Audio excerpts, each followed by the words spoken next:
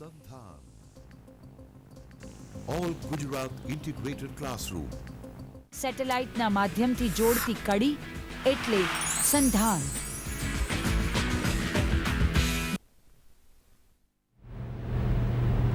નમસ્કાર મિત્રો, આપણા બેન્કિંગ અને અન્ય પરીક્ષાઓની સ્પર્ધાત્મક પરીક્ષાઓની તૈયારી માટેના આ સ્લોટમાં એકેડેમિક યર 2011-12નું આ છેલ્લું લેક્ચર છે.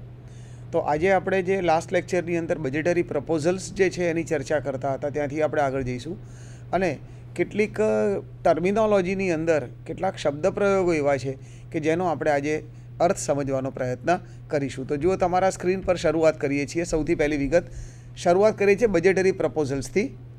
તો ઇન્ફ્રાસ્ટ્રક્ચર એન્ડ ઇન્ડસ્ટ્રીયલ ડેવલપમેન્ટ માટે કોઈપણ દેશનો ઔદ્યોગિક વિકાસ ત્યારે જ થાય કે જ્યારે પાયાના ક્ષેત્રોની જે જરૂરિયાતો હોય એ જરૂરિયાતો, જેને આપણે ઇન્ફ્રાસ્ટ્રક્ચરલ ફેસિલિટીઝ કહીએ છીએ, એ જો ઇન્ડસ્ટ્રીને અવેલેબલ હોય તો એ નો વિકાસ થાય. એ માટે બજેટમાં આ પ્રકારની જોગવાઈ કરવામાં આવી છે અને એક વિઝન સાથે આપણે 12મી પંચવર્ષીય યોજનામાં પણ આગળ વધી રહ્યા છીએ.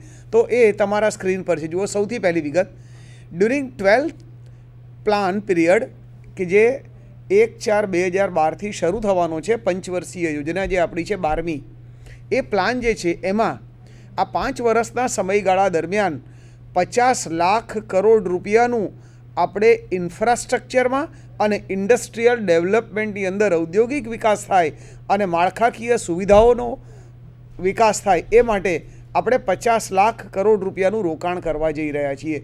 પણ આ પૂરેપૂરી રકમ કેન્દ્ર સરકાર અથવા રાજ્ય સરકારો દ્વારા નહીં, પણ પબ્લિક પ્રાઇવેટ પાર્ટનરશિપ દ્વારા, કે જેને પીપીપી મોડ કહેવામાં આવે છે, એ દ્વારા એક આ આખી યોજના વિકાસ લઈ રહી છે.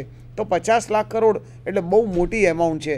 પણ એનાથી જુઓ નીચેની વિગત તમારા સ્ક્રીન પર, more sectors added as eligible sectors for viability gap funding under the scheme support to PPP in infrastructure.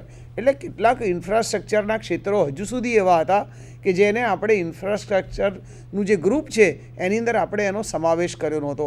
તો એ ક્ષેત્રોને પણ હવે આપણે સર્વિસ સેક્ટર પર્ટિક્યુલરલી એને પણ આપણે આ ગ્રુપમાં લઈ રહ્યા છીએ કે જેથી એનો પણ ઝડપથી વિકાસ થશે. સે ફોર એક્ઝામ્પલ ધી ઇન્સ્યોરન્સ. તો ઇન્સ્યોરન્સ, બેન્કિંગ, એ જે સેક્ટર છે એને પણ આપણે હવે આ રીતે વિકાસની તરફ લઈ જઈ રહ્યા છીએ. પણ ત્રીજી વિગત છે જે સૌથી નીચે તમારા સ્ક્રીન પર જુઓ, government has approved guidelines for establishing joint venture companies by defense public sector units again in PPP mode. અત્યાર સુધી ભારતની અંદર સંરક્ષણ ક્ષેત્રની અંદર કેન્દ્ર સરકારની મોનોપોલી છે. એટલે આપણા લશ્કરની જે 3 પાંખો છે એ દ્વારા જ આ આખા સંશોધન અને વિકાસનું કામ થઈ રહ્યું છે અથવા ઉત્પાદનનું કામ થઈ રહ્યું છે. તો ત્યાં સરકારની મોનોપોલી છે. જેમ બીજા દેશોની અંદર, વિકસિત રાષ્ટ્રોની અંદર સંરક્ષણના ઉદ્યોગની અંદર હવે પ્રાઇવેટ ભાગીદારો એટલે કે ખાનગી ભાગીદારોને પણ દાખલ કરવામાં આવે છે કે જેથી એમની એક્સપર્ટાઇઝ, એમની મૂડી અને એમના બેટર મેનેજમેન્ટનો આપણને લાભ મળે.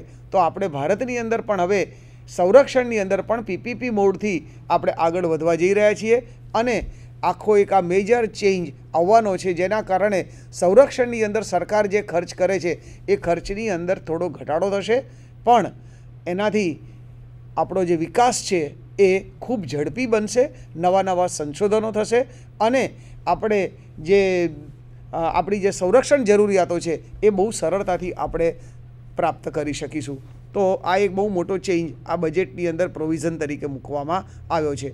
એ પછીની વિગત તમારા સ્ક્રીન પર છે. કેન્દ્ર સરકાર એક કંપનીની સ્થાપના કરવા જઈ રહી છે અને એ વિગત આપી છે, first infrastructure date fund with an initial size of 8,000 crore launch earlier this month.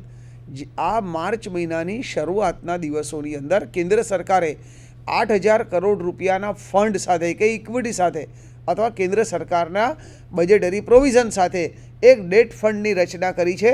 દેવા સાધન માટેના ફંડની રચના કરી છે કે જે ઇન્ફ્રાસ્ટ્રક્ચરલ જે બિઝનેસ કરતા હોય, ઇન્ડસ્ટ્રી હોય, એને લોન લેવા માટેની સગવડ આપવા માટે, એની ગેરંટી આપવા માટે અને એની કેટલીક રાહતો પૂરી પાડવા માટે આ કંપનીની સ્થાપના કરવામાં આવી છે. પણ બીજી વિગત મહત્ત્વની છે, tax free bonds of 60,000 crore to be allowed for financing infrastructure projects in 2012-13. આવનારા એક વર્ષ દરમિયાન 12-13ના એક ફિનાન્શિયલ યર દરમિયાન આવી જે ઇન્ફ્રાસ્ટ્રક્ચરલ પ્રોજેક્ટ્સ જે ચાલી રહ્યા છે એને ધિરાણ કરવા માટે 60,000 કરોડ રૂપિયાનું ધિરાણ એમને કરવું અથવા એ માટેની સગવડ એમને કરી આપવી એ આખું આપણું આ એક વર્ષનું પ્લાનિંગ છે. તો કહેવાનો અર્થ અહીંયા એવો છે કે કેન્દ્ર સરકાર ઇન્ફ્રાસ્ટ્રક્ચરનો વિકાસ થાય, માળખાકીય સુવિધાઓનો વિકાસ થાય એ માટે જબરદસ્ત પ્રયત્નો કરી રહી છે અને એમાં રાજ્ય સરકારોને પણ સાંકળી રહી છે અને ખાનગી ભાગીદારી પણ કરી રહી છે. તો 60,000 crores is a big amount and that in a single year or the financial year. એ પછીની વિગત તમારા સ્ક્રીન પર છે. જુઓ ત્રીજી વિગત, IIFCL જે કંપનીનું નામ મેં નીચે બોલ્ડ લેટર્સમાં લખેલું છે, India infrastructure finance company limited, એનું શોર્ટ ફોર્મ છે IIFCL, વોઝ ઇન્કોર્પોરેટેડ ઓન જાન્યુઆરી 5, 2006. જાન્યુઆરી 5, 2006ના રોજ આ કંપનીની સ્થાપના કરવામાં આવેલી under the companies act 1956 as a Holi government owned company with an authorise capital of ₹2,000 crore and paid up capital of 2,000 crore. કેન્દ્ર સરકારે આ કંપનીની સ્થાપના કરી છે ઇન્ફ્રાસ્ટ્રક્ચરલ ફિનાન્સ કરવા માટે અને એ કેન્દ્ર સરકારે આ કંપનીમાં 2,000 કરોડ રૂપિયાનું રોકાણ કર્યું છે. Besides the resource raising program the company would have sovereign support wherever required. કેન્દ્ર સરકારે આ સિવાય પણ જ્યાં જ્યાં જરૂર હોય ત્યાં તમામ સપોર્ટ આપવાની ખાતરી આપી છે. તો આ પણ ઔદ્યોગિક વિકાસ ઝડપી બને એ માટેનું કેન્દ્ર સરકારનો એક પ્રોજેક્ટ છે. એ પછીની વિગત તમારા સ્ક્રીન પર, નેશનલ મેન્યુફેક્ચરિંગ પોલિસી બની રહી છે અને એ પોલિસી 2 મેજર ચેન્જ લાવવાની છે. તો એ વિગત છે તમારા સ્ક્રીન પર. National manufacturing policy અનાઉન્સ્ડ with the objective of raising within a decade the share of manufacturing in GDP to 25%. આપણા જીડીપીની અંદર આવનારા 10 વર્ષની અંદર, જીડીપી એટલે કાચી રાષ્ટ્રીય પેદાશ, એમાં મેન્યુફેક્ચરિંગ ક્ષેત્રનો ફાળો જે અત્યારે નેગ્લિજિબલ છે, 10% કરતાં પણ ઓછો છે, એ વધારીને 25% થાય એવા પ્રયત્ન થઈ રહ્યા છે. તો જબરદસ્ત મોટો ગ્રોથ થવાનો છે.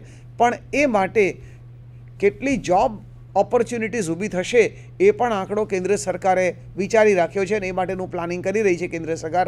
અને આ 10 વર્ષના સમયગાળા દરમિયાન જો ઔદ્યોગિક ક્ષેત્રનો આ રીતે વિકાસ થશે અને જીડીપીમાં એનો જો 25% કન્ટ્રીબ્યુશન રહેશે, ફાળો રહેશે, તો આપણા દેશની અંદર 10 વર્ષ દરમિયાન 10 કરોડ નવી નોકરીઓ ઊભી થવાની છે. આઈ રિપીટ, 10 કરોડ નવી જોબ ઊભી થવાની છે. તો આ એક સાથે માળખાકીય વિકાસ પણ થાય, ઔદ્યોગિક વિકાસ પણ થાય, એ માટેના ફંડિંગની વ્યવસ્થા પણ કરવામાં આવે, સાથે એવી કંપની પણ હોય કે જે ફંડિંગ લેવા માટે એમને મદદ કરે, અસિસ્ટ કરે અને સાથે સામાજિક જવાબદારી પણ નિભાવી શકાય એવી, એટલે કે બહુ જ મોટી સંખ્યામાં જોબ ક્રિએટ થઈ શકે એવું પણ આખું આપણું આ આવનારા 10 વર્ષ માટેનું કેન્દ્ર સરકારનું આયોજન છે. એ પછીની વિગત તમારા સ્ક્રીન પર છે કે જે નેશનલ કોરિડોર તરીકે ઓળખાય છે, દિલ્હી મુંબઈ ઇન્ડસ્ટ્રીયલ કોરિડોર. એટલે દિલ્હીથી મુંબઈ થઈને નેશનલ કોરિડોર પસાર થઈ રહ્યો છે અને એ બનાવવાનું અત્યારે કામ ચાલી રહ્યું છે. પણ ગુજરાત માટે બહુ જ આનંદની વાત છે કે આ જે આખો માર્ગ તૈયાર થઈ રહ્યો છે, જેના ઉપર આ બંને તરફ, ઈસ્ટ અને વેસ્ટ બંને તરફ આ કોરિડોર પર ઇન્ડસ્ટ્રીયલ ડેવલપમેન્ટ થવાનું છે કે જ્યાં તમામ પ્રકારની ફેસિલિટીઝ પ્રોવાઈડ કરવામાં આવશે. રોડ, રેલવે, ઇલેક્ટ્રિસિટી, પાણી, વોટર સપ્લાય અને લેબર, આ બધા પ્રકારની, that including insurance, banking, finance, આ બધા જ પ્રકારની સગવડો આ આખા દિલ્હી મુંબઈ કોરિડોર ઉપર કેન્દ્ર સરકાર પ્રોવાઈડ કરવાની છે. એટલે આ રોડ ઉપર અથવા કોરિડોર પર ઝડપથી ઔદ્યોગિક વિકાસ થશે. પણ ગુજરાત માટે બહુ જ મોટી આનંદની વાત એ છે કે આ જે આખો લાંબો કોરિડોર છે એના 3 ભાગ જેટલો વિસ્તાર એ ગુજરાત રાજ્યમાંથી પસાર થાય છે. તો આ જ્યારે આખો કોરિડોર તૈયાર થઈ જશે ત્યારે ગુજરાત રાજ્યનો પણ જબરદસ્ત વિકાસ થવાનો છે. એ પછીની વિગત તમારા સ્ક્રીન પર કે આ આખો જે આપણો પ્રોજેક્ટ છે એમાં આપણે કેટલા રૂપિયા ખર્ચવાના છીએ અને આ પ્રોજેક્ટનું કામ આપણે કઈ કંપની અથવા કયા દેશની કંપની સાથે આપણે કરી રહ્યા છીએ. In September 2011 central government assistance આપવામાં આવ્યું છે સેન્ટ્રલ ગવર્મેન્ટ દ્વારા, એમને મદદ કરવામાં આવી છે 18,500 કરોડ રૂપીસની, અને એ 5 વર્ષ દરમિયાન આ રકમ કેન્દ્ર સરકાર ખર્ચવાની છે 18,500 crore at a cost of $4.5 billion, 4.5 billion US ડોલરના ખર્ચે આ આખો કોરિડોર ઊભો થઈ રહ્યો છે. પણ આપણે એ માટે જાપાનીઝ કંપની સાથે ટાઈઅપ કરેલું છે. એટલે જાપાનની જે મોનોપોલી છે કે ખૂબ ડ્યુરેબલ વસ્તુ બનાવવી અને ખૂબ મજબૂત હોય એવા પ્રકારની વસ્તુ બનાવી અને ઝડપથી એનું નિર્માણ કરવું, એ એમની આવડત છે. તો એનો પણ આપણે લાભ લઈ રહ્યા છીએ આ નેશનલ અથવા ઇન્ડસ્ટ્રીયલ કોરિડોર બનાવવા માટે. તો ગુજરાત માટે આ પણ એક મહત્ત્વનો પ્રોજેક્ટ નજીકના ભવિષ્યમાં સાકાર થાય એ પ્રકારની સુવિધા અત્યારે ઊભી થઈ રહી છે. એ પછીની વિગત આપના સ્ક્રીન પર છે. Micro, small and medium enterprises, ખૂબ નાના કહી શકાય તેવા અને મધ્યમ કક્ષાના અથવા મધ્યમ કદના જે ઔદ્યોગિક એકમો છે એના માટેની આ ચોક્કસ પ્રકારની જોગવાઈ છે. 5,000 crore India opportunities venture fund to be set up with SIDBI. સિડબીની મદદ લઈને આ પ્રકારના જે ખૂબ નાના અને મધ્યમ કક્ષાના જે ઔદ્યોગિક એકમો છે એને ફિનાન્શિયલ સપોર્ટ કરવા માટે 5,000 કરોડ રૂપિયાથી એક ઇન્ડિયા ઓપોર્ચ્યુનિટીઝ વેન્ચર ફંડની સ્થાપના કરવામાં આવી છે. તો અહીંયા વેન્ચર શબ્દનો જે અર્થ છે અને આ જે વેન્ચર ફંડ છે એ કેવા પ્રકારનું કામ કરશે એની એક સામાન્ય ચર્ચા કરીએ તો, સે ફોર એક્ઝામ્પલ કોઈ એક વિદ્યાર્થી છે, એન્જિનિયરિંગનો વિદ્યાર્થી છે, તો એની પાસે કોઈ એવો સામાન્ય નાગરિક છે કે જેની પાસે કોઈ ઇનોવેટિવ આઈડિયાઝ છે, કોઈ નવી ટેકનોલોજી છે, એનું પોતાનું કોઈ રિસર્ચ છે, અથવા એની પાસે કોઈ એવી પ્રોડક્ટ છે, કોઈ એવી સર્વિસ છે કે જે ખૂબ ઓછી કિંમતે સમાજને બહુ મોટો ફાયદો કરી આપે. પણ આ નોલેજ, આ રિસર્ચનું આવડત હોવા છતાં એની પાસે ઉદ્યોગ શરૂ કરવા માટે કેપિટલ નથી. એને લોન લેવી હોય તો લોન લેવા માટે, ગીરવે મૂકવા માટે કોઈ એની પાસે મિલકત નથી. તો આવા જે નાગરિકો છે, એવા નાગરિકો આ ક્ષેત્રની અંદર આગળ વધે અને પોતાનું ડ્રીમ, આ જે પોતાની પ્રોડક્ટ છે, પોતાનું રિસર્ચ કે નોલેજ છે એને અમલમાં મૂકી અને પોતાનું ડ્રીમ સિદ્ધ કરી શકે એ માટે આ વેન્ચર ફંડ એને ફિનાન્શિયલ હેલ્પ કરશે. આવી બીજી બાબત પણ હોઈ શકે કે માનો કે કોઈ કંપની છે અને એ ટર્ન એરાઉન્ડ કેસ છે. ટર્ન એરાઉન્ડ કેસ એટલે એવી સ્થિતિ કે ખૂબ ખોટ કરતી કંપની છે પણ હવે ધીમે ધીમે કાં તો મંદીમાંથી બહાર આવી રહી છે અથવા ખોટમાંથી એ નફાકારકતા તરફ જઈ રહી છે. એટલે એને આવા કિસ્સાને, આ તબક્કાને ટર્ન એરાઉન્ડ તરીકે ઓળખવામાં આવે છે. તો એ સમયે કે જ્યારે ખોટ ભેગી થઈ ગઈ હોય અને કંપની નિયરલી બ્રેક ઇવન પર પહોંચવાની હોય, નહીં નફો નહીં નુકસાન પર પહોંચવાની હોય અને પછીના સમયગાળાની અંદર પ્રોફિટેબિલિટી તરફ જવાની હોય, એ સમયે કંપનીને લિક્વિડિટીની બહુ જ જરૂર હોય વિકાસ કરવા માટે. તો એવા સમયની અંદર આવી કંપનીઓને આવું વેન્ચર ફંડ આઈધર ડેટ દ્વારા અથવા ઇક્વિટી દ્વારા પણ ફિનાન્સ કરે છે. તો આ એક વેન્ચર ફંડની ખાસિયત છે કે આવા ઔદ્યોગિક રીતે વિકાસ થઈ શકે એવા જેની પાસે બેટર આઈડિયાઝ છે એમને પણ મદદ કરે અને ટર્ન એરાઉન્ડ કેસ હોય એવી કંપનીઓને પણ ફિનાન્શિયલ હેલ્પ કરે છે. તો હવે એ વિગત તમારા સ્ક્રીન પર છે. એ પછીની વિગત 5,000 કરોડ તમારા સ્ક્રીન પર છે.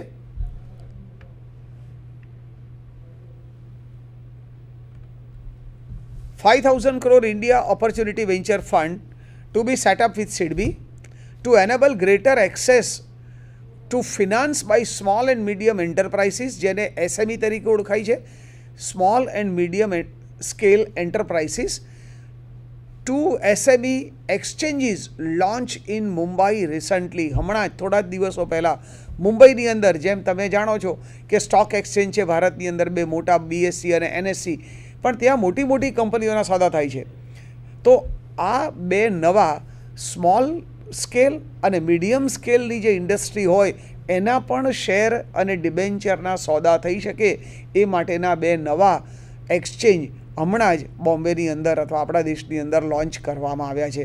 તો આ પણ એમને એ દ્વારા એ કેપિટલ પણ રેઝ કરી શકે, પોતાના શેરનું આવા શેર બજાર પર લિસ્ટિંગ કરાવે તો ઇન્વેસ્ટર્સને એની રિયલ માર્કેટ પ્રાઇસ પણ એને ઉપલબ્ધ બને અને ફ્યુચરમાં કંપની આ જ ફિનાન્શિયલ ઇન્સ્ટ્રુમેન્ટનો ઉપયોગ કરી પોતાની નાણાકીય જરૂરિયાતો પ્રાપ્ત કરી શકે. તો આ એક મેજર ચેન્જ આવ્યો છે કે આવી નાની અને મધ્યમ પાયાની જે કંપનીઓ છે એમના માટે પણ એક જુદું સ્ટોક એક્સચેન્જ અમલમાં આવી રહ્યા છે. એ પછીની વિગત તમારા સ્ક્રીન પર. પોલિસી રિક્વાયરિંગ મિનિસ્ટ્રીઝ, આ એક જુદા પ્રકારની જોગવાઈ કરવામાં આવી છે અને બહુ જ ઉપયોગી છે. પોલિસી રિક્વાયરિંગ મિનિસ્ટ્રીઝ, આવા જે કેન્દ્ર સરકારની રાજ્ય સરકારની જે મિનિસ્ટ્રી છે, ડિપાર્ટમેન્ટ્સ છે, એમને એવી સૂચના આપવામાં આવી છે કે આ જે મીડિયમ સ્કેલ અને સ્મોલ સ્કેલ ઇન્ડસ્ટ્રીઝ છે એ ઇન્ડસ્ટ્રીઝ પાસેથી તમારે વર્ષ દરમિયાન તમારી જે ટોટલ માર્કેટમાંથી પરચેસ કરો તમે જે કોઈ વસ્તુઓ કે ફર્નિચર વગેરેની, એનું 20% પરચેસ તમારી આવા સ્મોલ અને મીડિયમ સ્કેલની ઇન્ડસ્ટ્રી કે એન્ટરપ્રાઇઝીસ પાસેથી તમારે ખરીદી કરવાની. એટલે આ કેન્દ્ર સરકારને જે મોટા ખર્ચ હોય છે એની જો 20% રકમ જો આવા નાના ઉદ્યોગો પાસે આવે તો એમનો વિકાસ ઝડપી બને.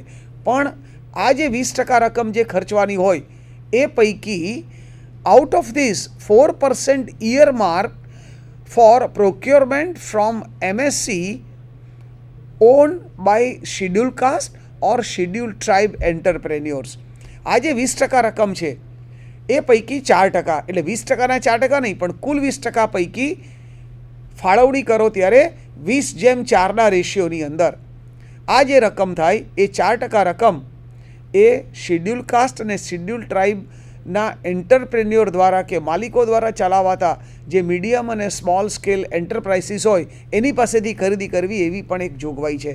તો સામાજિક વિકાસ પણ થાય અને ઔદ્યોગિક વિકાસ પણ થાય અને કેન્દ્ર સરકાર જે ખર્ચ કરે છે એ રકમ ત્યાં સુધી પહોંચે એ પ્રકારની આ એક ઇનોવેટિવ કન્ડિશન પણ આપણે અમલમાં લાવી રહ્યા છીએ.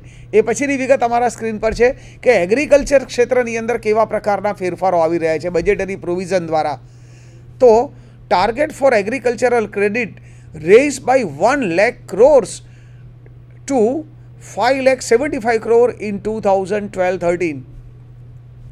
11-12ના વર્ષ કરતાં 12-13ના વર્ષની અંદર ખેતી ક્ષેત્ર સાથે જોડાયેલા એકમોને આપણે જે બજેટરી સપોર્ટ કરીએ છીએ, મદદ કરીએ છીએ, એ સબસિડી દ્વારા હોય કે કોઈ અન્ય રીતે હોય, તો એ બજેટરી પ્રોવિઝન